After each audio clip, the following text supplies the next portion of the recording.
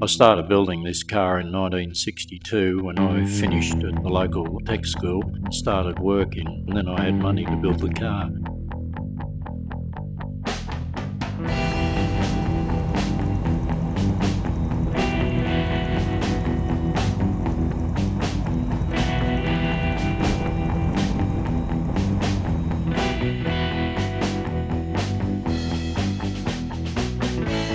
My name's Peter Swift. I'm from Victoria, Australia. I'm the owner and caretaker of the 24T bucket.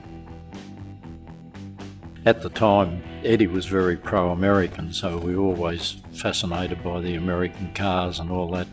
They were out of our league, so we thought, well, you could get something outstanding by building a hot rod. Hot rod was something different, so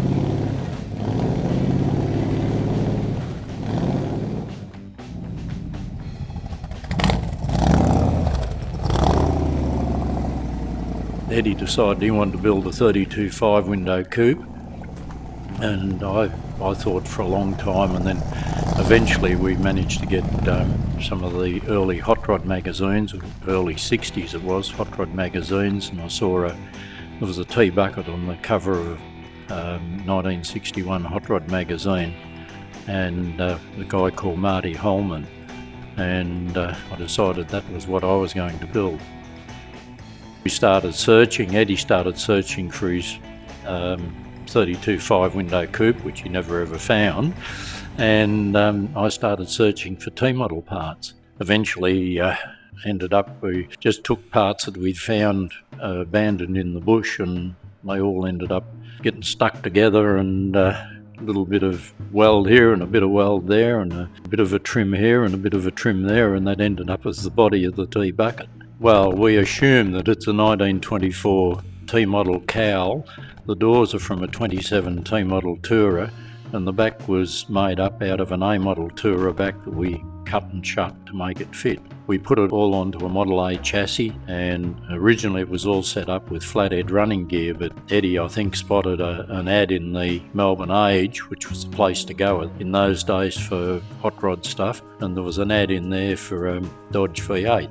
We went to Melbourne and we bought this 318 Poly Dodge V8 and got the local engineering works to make that up to the 39 box that was still in the car, and went from there.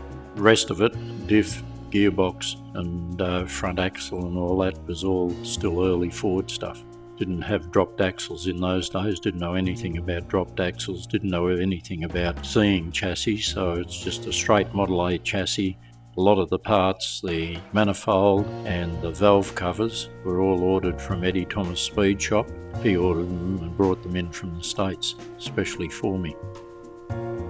It was in the 1965 Melbourne Hot Rod Show. It's amazing, we quite often strike people and they'll say, oh, my dad took me to the Hot Rod Show when I was only 6 and I can remember seeing this car in the Hot Rod Show, and I think, wow, yeah.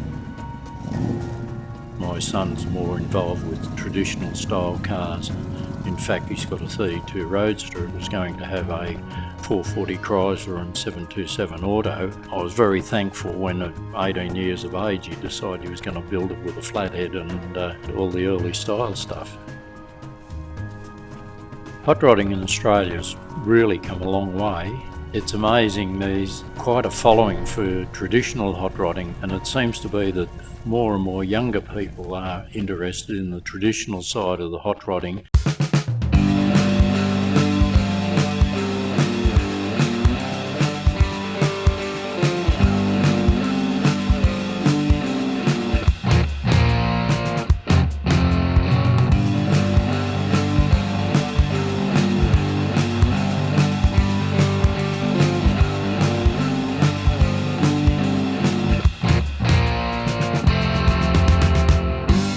I wouldn't have that car really if it hadn't been for my wife, because a couple of young blokes from Castlemaine wanted to buy it after the first Narrandera Nationals, and they came out here and said, would I sell it? And I said, oh yeah. I wasn't doing anything with it at the time, I was sitting in Dad's shed, and that was 1973.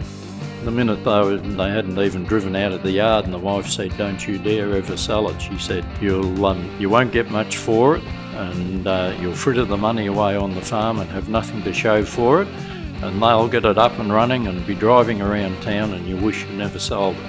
And when I finally did get it registered, she made me get it registered in her name so that I couldn't ever sell it. So that's the reason I've still got the car. She owns it.